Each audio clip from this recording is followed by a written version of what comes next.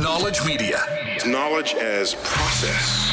Knowledge is something human beings naturally crave. Do you know what it means to know something? The Knowledge Media Podcast with Heather Prozac. Their docuseries came across my phone just a few days ago. And I was hoping that when I went to the convoy that it was going to be done in a way that would really express and share what I saw when I was in Ottawa during that time. It's called Trucking for Freedom. And joining me right now are the co-directors, Andrew Peloso and Jeremy Regoto. Did I get that right, guys? Help me out here. Yeah, you've got it. Yes. Okay.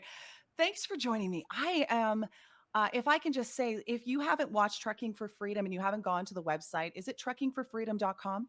That's correct. Yeah. Please watch it. Please watch it if we're against the convoy, if you're for the convoy, because it is so well done. Can you guys kind of share with me your backstories? You obviously have done this for years to be able to put something like this together. Sure.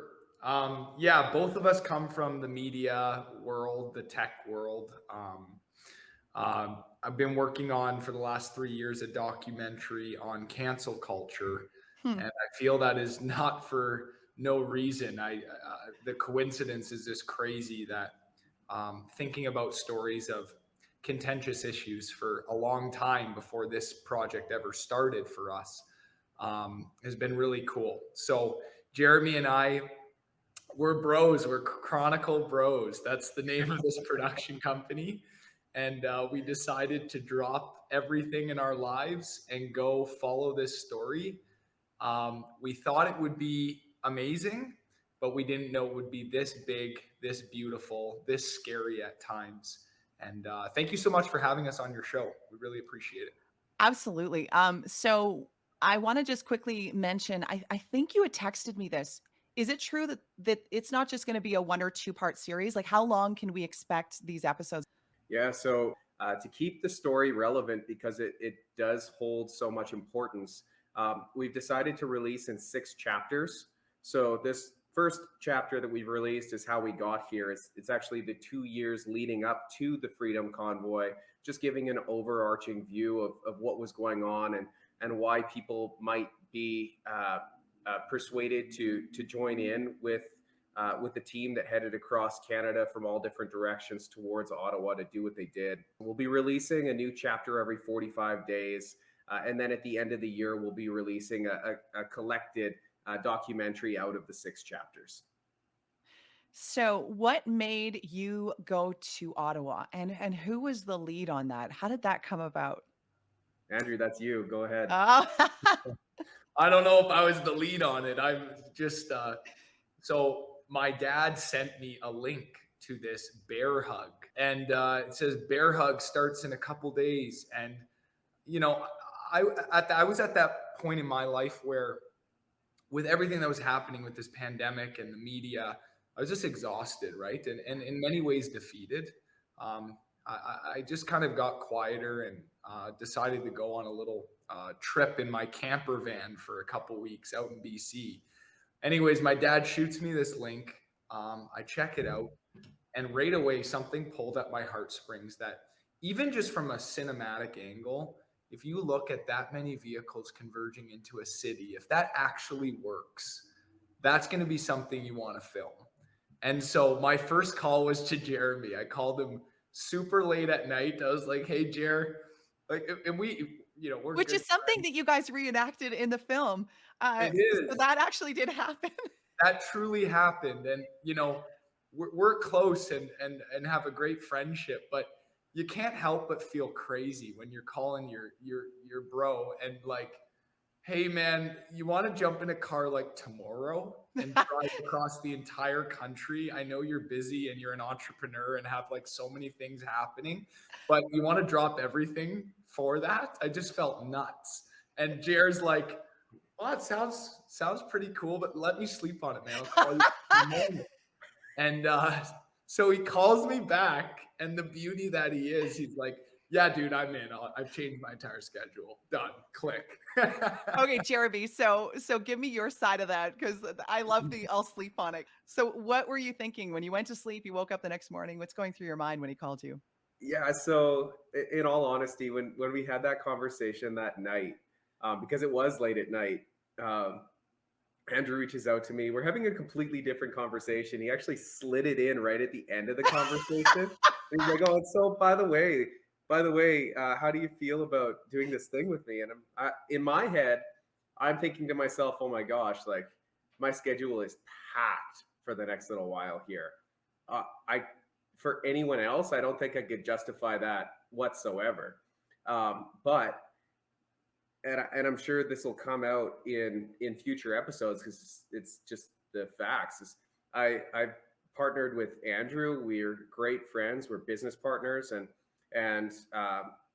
and he's been unvaccinated, and I've had to watch the struggles and the difficulties that he's gone through in his life. And I mean, I held off for quite some time also. I needed to be able to travel. I figured I'll be one of that 65% that gets us back on track, and bite the bullet and whatever garbage they were feeding us at that point in time.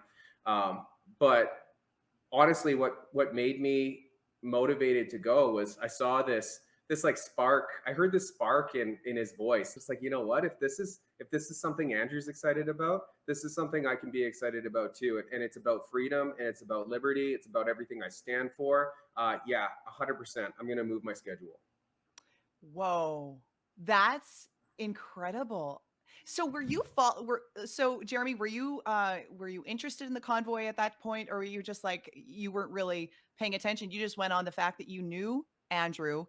You could sense this light that wasn't there before over the last 2 years, and you just I jumped on it, being the friend that you are? I can honestly say that I'm a libertarian at heart, and I'm the furthest thing from an activist. Um, I think we all are, Kate. There are so many people I've not met that say that. but honestly, what's happened over the past while here is an infringement on that. So now I'm actually pushed to take a stand Mhm. for liberty, for freedom, as opposed to just living my own life and not inflicting myself on anyone else, because now I've that other opinions have been forced on me, and they're being forced on people in rapid acceleration, that honestly is unacceptable in a free society. So yeah, this is definitely my first stint at activism. Can I ask you guys, because I've never been able to talk about this openly, and I thought that there was fatigue with the convoy, so I stayed away from it. But what was it like when you first showed up? The reason I asked is because I'll never forget that moment when I showed up and I was downtown Ottawa and I saw everyone set up. It was a mixture of, like, I felt tension. I felt the tension because there was a real thing going on there, right? People are fighting for their freedoms, and then there was just so much happiness, and I'm like, I am very confused right now, like, in such a good way. So what was it like for you two when you showed up there? Okay. This is where it's maybe a little bit different because, well, you know, media and the world of media. I do. So Jeremy and I, you know, we group in Calgary. We've met with the organizers. That was still back when on their website they had their personal cell phones, and we were able to queue up with them and say like, okay, man, we want to do this film. Um, we're serious. We're legit. Like we're not just people with iPhones here. And anyways, we won their trust kind of over the couple days of the convoy. But we're sleep deprived, right? Because Jeremy and I's schedule is we are driving the whole way. We are coding a website that starts getting 60,000 hits a day, truckingforfreedom.com. We have people beaming their footage up to us. We have editors back in Calgary who are downloading that footage to keep it offline. Like it was a big operation. And then we're filming, the person in the passenger seat's filming. We're stopping to capture drone shots. And then at the end of the night, like, I don't know, 1 or 2 in the morning, we are then backing up footage on drives and sleeping for maximum 45 minutes and then waking up again, getting coffee and doing that. We did that for a week straight. So we were like, we've never pushed so hard as far as just human willpower goes. So when we were going into Ottawa, I think it's safe to say we were slightly paranoid, a little bit sleep deprived, running on the energy, the mood of the convoy, which was a very powerful force and a very loving force. But nonetheless, we were a little bit nuts. So So since you guys came from Calgary, did you notice a shift in, and I don't know if you felt this. I felt this being at the time. And once the convoy, as I was following it, once the convoy hit Winnipeg, I found the people speaking up online against it more. But it was the Winnipeg one going east. There's something with that connection there. Did you notice that as well? So it was hard to see outside of our tunnel vision, in all Yeah. honesty. And that's why we made that website to with that WeTransfer link for people to upload their own footage, so that it was truly a film made by Canada for Canada, captured from all perspectives as opposed to just ours, because what we could only see what we could see. And the reality is that between Ontario and Winnipeg, there was a consistent line of traffic that was over 1,000 kilometers long. We would go from one city to another city to another city, and we would see bigger and bigger and bigger crowds with more and more and more support. And then we would drive into Ontario and we were thinking to ourselves, okay, like, here comes the hate. But it never happened. It was just more and more and more support.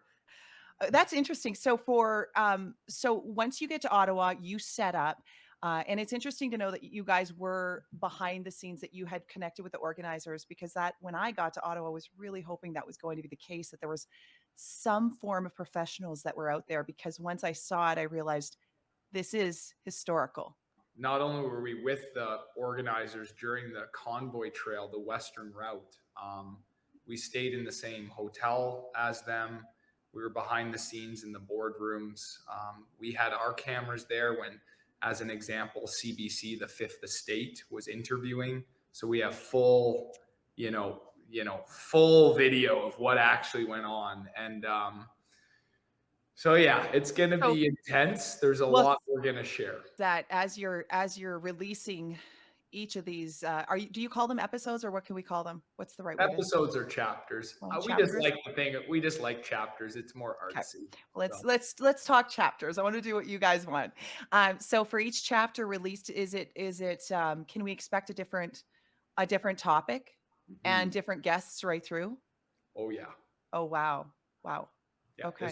This is big. This is to give perspective, there's probably active, it goes up and down based on film schedules, but 15 to 20 people in the film world that are on this project for a year. So this is it's a big retelling of history. We are really trying to be as investigative as possible. And also as fair and neutral as possible, because you know what? The camera does the advocacy at the end of the day. We don't need to. We don't need to encourage anyone to think a certain way. We just got to say, okay, we captured this and you decide. And that is the goal. So it's a big project. And I just want to shout out and thank Canadians who've, and everyone across the world who have purchased film credits on our site, because that is quite literally fueling. We are not making any profit on this project. It is free to view, free to download. The only way we're covering production expenses is by people purchasing these film credits. And so how does that work? You just go on your website, and is there you just pick your option, all the way from getting your name included in the official film credits for the episode, all the way up to us flying you to Calgary for the red carpet when we put that on. How did you get the team together? Because this is polarizing. How did you manage that part? That was honestly, the whole thing goes against everything we've ever done. Like, Andrew and I talk about this pretty consistently, how we're entrepreneurs. Our entire lives, we've tried to make things go viral. Our entire lives, we've tried to build teams. Our entire lives, we've tried to build structure. This is the first thing ever. And you're on the right track when it all just falls in place. Because this thing went viral. Trucking for Freedom went viral. That we didn't have to go out and find the best in the industry for this project, the best in the industry have found us, and they're continuing to find us every single day. We have people reaching out to us. I'm not kidding. Dozens, if not hundreds of people reaching out to us every single day asking how they can help. Canada has really just rallied around this and supported it. So we can't take any of the credit for finding this team. This team found us. Wow, that's incredible. I just want to say one more thing too, which is a real reassurance for me. I am so excited to see the creative industry telling this story and seeing more and more people start to rise up and say, oh, I want to tell something, a story that is a little bit controversial. Because if you look at the nucleus of what it means to be a creative, like the creative industries, musicians, film directors, producers, all of that, you know, back in the day when you look at art, right? It was something that was engaged with society. It was something that pushed the envelope either forward or looked back at history and said, where was something good and where was something bad? I feel in the last, I don't know how many years, a lot of the creative industry has forgotten that. Yes. That we are supposed to engage with culture. I hate to be the person that's like, yes, yes, because I'm not pushing Right? back, but But I've we were experienced it in my never- own life, right? Yeah. Look at musicians like in the punk world, so to speak. Like they were always actively, you know, kind of fighting out against culture and trying to find their voice and their channel. And what happened to the creative industry that we became voices for hire? What happened? Wow. You know, we're going back to our roots of Yes. informing culture and pushing the envelope for deep values that matter. And I'm so excited to see it happen. I think it's just spreading like wildfire. It's amazing. You've said something to that kind of jogged my memory. I had this conversation with a doctor, and this was well before the convoy, and she said, "It's it's the scientists and the doctors that are speaking up right now and getting canceled, but I believe it's the creative industry that's going to bring this full circle to really show people what's going on." And she couldn't have been any more right. Yeah. So let's talk now about your favorite part of chapter one, because I know I can't, like, I am so excited to see all of them after seeing the very first one. So if you haven't seen chapter one, we're going to put the link up. You're not going to miss it, but make sure to follow these guys right along the entire year, because there's stuff that I haven't even seen. So I'm looking forward to it. So let's start with Jeremy. Let's start with your favorite part of chapter one. Oh, that's a big ask. There's a lot I know. in there. Okay, let's I take have the to- word favorite out, and let's say Yeah. like maybe the most influenced part of that chapter that you think is like just poignant for you. I have to say that the real bread and butter of chapter one isn't any of our reenactments. It isn't any of the B-roll that we shot. Honestly, it's spread from the beginning to the end with our team's research and development team that dug deep into all the articles and all the video clips that have been archived and been pushed down so hard with all the news that we've been inundated with over the past few years. And they pulled it all to the surface, and they helped bridge the gap between this story and making it relevant. So I have to give props where it's due there, and thank the team for all of the work that they put into research and development. I know that's not a part. My favorite part specifically that we filmed would have been filming underwater. And a lot of people might think that it was over dramatized. No. It felt like drowning. Honestly, it was like you felt, and it took away all hope. It's like, when is this going to end? When do I get to go back to normal? Is this going to be the end of it? Like, I'm so afraid. I can't breathe. Like, all this anxiety is building up inside of me. And we tried to. It was Andrew's idea to shoot that scene. And bringing it all together, it worked quite well. There are some people that have said it's been over dramatized, but we have to disagree. We do feel that it's a way to to share what we were feeling through that period of time. Andrew, what was yours? Yeah, that was quite the scene to film. I would say if I had to pick a favorite part, it would actually be Alice's interview. We're just in this highly narcissistic relationship with our government. Some of the people that have experienced, I think, any sort of domestic violence, for example, or have been in a toxic relationship with someone, the signs are shockingly the same. When she says, I just think we're in a highly narcissistic relationship with our government.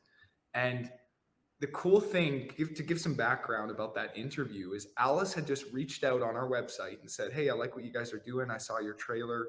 If I can be of any help, let me know.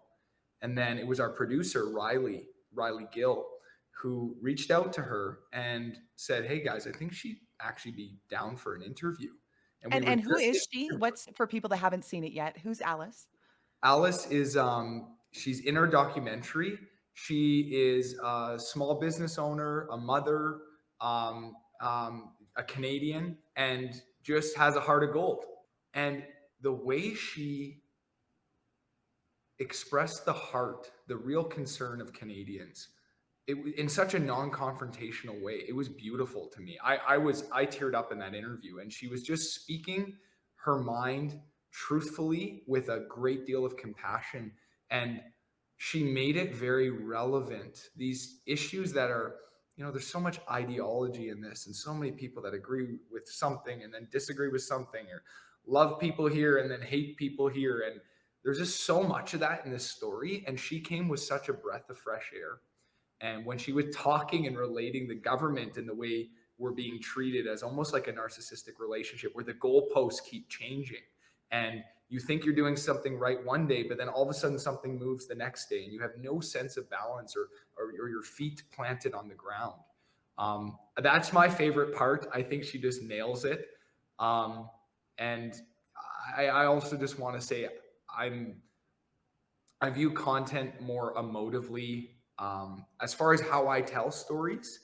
Some people look more towards journalism.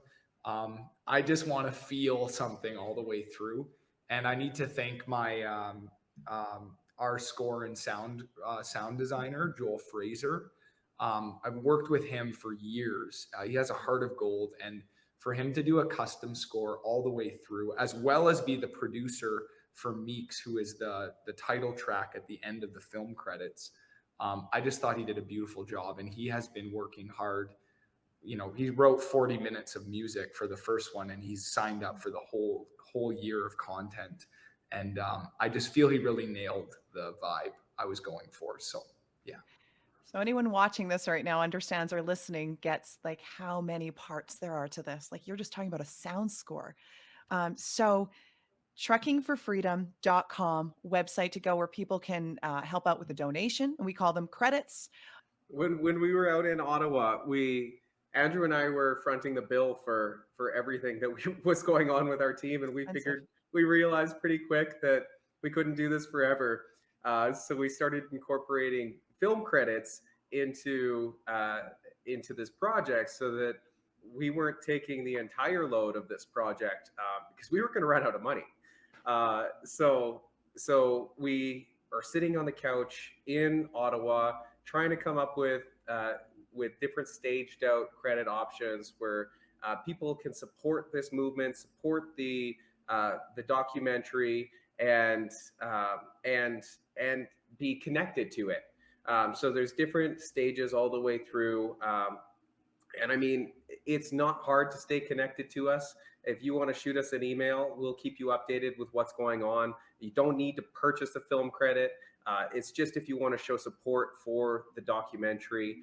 All right. What have we not touched on? I always kind of like to give it back to my guests in case there's something that I didn't touch on that you think is really important. People know about you, what you've done. Yeah. 33 days. You had no idea what you were getting into when you signed up. No. Oh, none at all. And I guess the other thing that we should bring to light in this is the amount of, as you say that, because we had no idea what we were getting into, the amount of media misinformation that Oh, surrounded this event was yes. wild. Like, we honestly felt like we were secret agents trying to film this thing.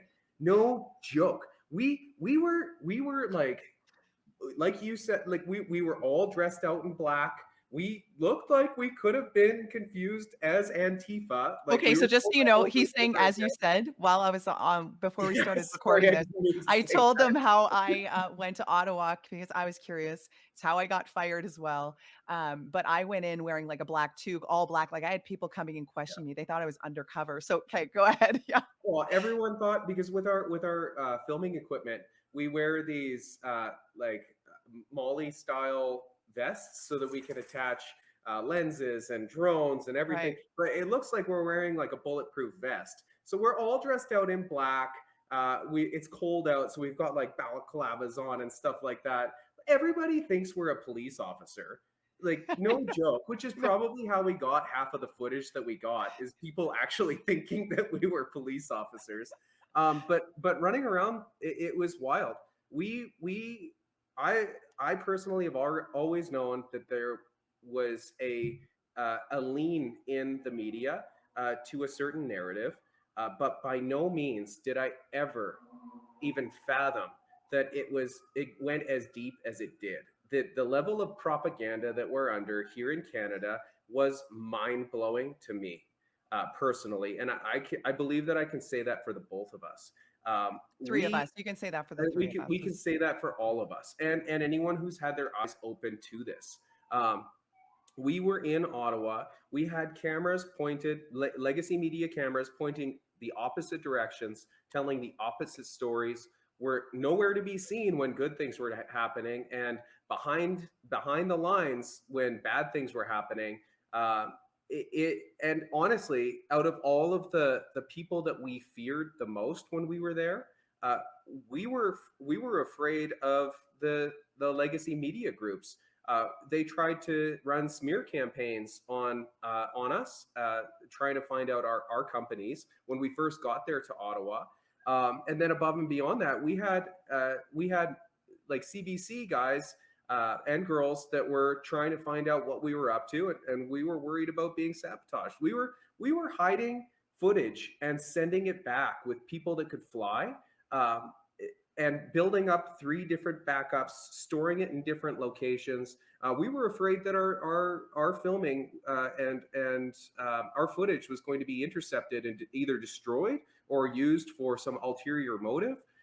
It was full on. It felt full on tactical, to be honest, just to tell the truth.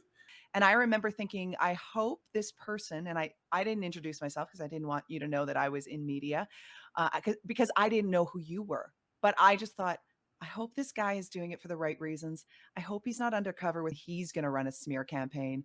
And I truly hope that this is a part of a documentary. So it's kind of cool that I find out it is.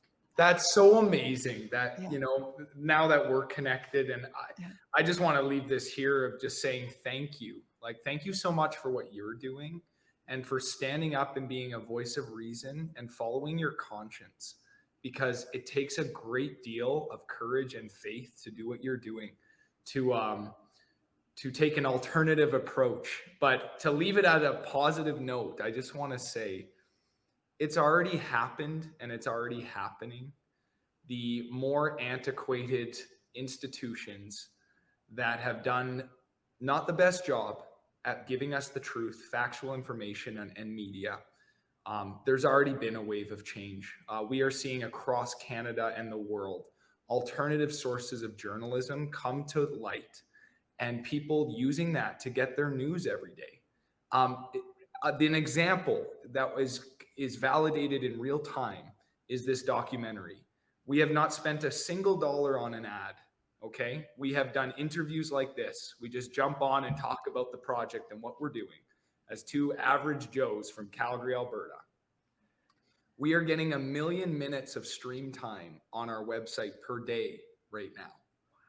Like, I don't know, Jer and I have a conversation every day like, bro, how are we going to afford this? We're not like, that's a lot of streamed minutes, dude. And we haven't even started the ad budget.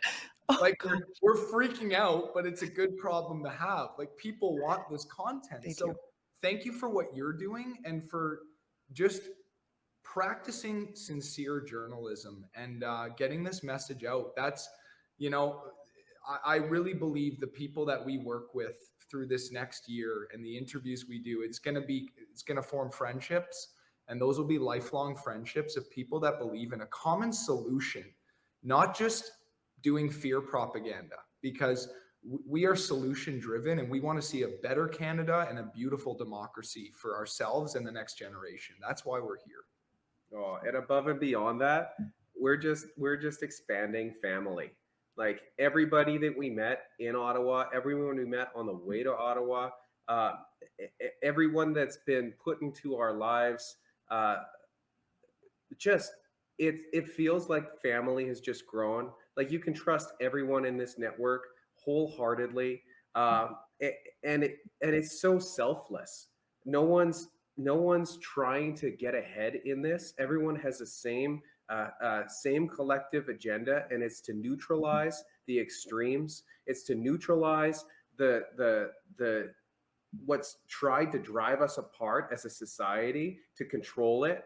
It's to come back under the guise of unity and love, and it's the best motivating factors I've ever seen come into play. We're thankful for everyone who's come along this journey with us. We're thankful for you. We're thankful for this one big happy family, and we'll just keep on keeping on. Well, I'm just going to throw the love in there too. I'm thankful for both of you. Thank you for bringing such an incredible, incredible film to our TV screens, our phones, our computers. If you haven't watched it, it's truckingforfreedom.com. That's the website. And these are the co-directors. If you missed it at the beginning, it's co-directors Andrew Peloso and Jeremy Regoto. You guys have been absolutely incredible. Thank you for bringing this vision, and it's something that I had hoped was going to come to light, and you guys did it. So thank you. Thank you so much. Appreciate your time. Anything else you guys need to say? Just that you're awesome. That's you about guys it. are too. Thank you, Canada.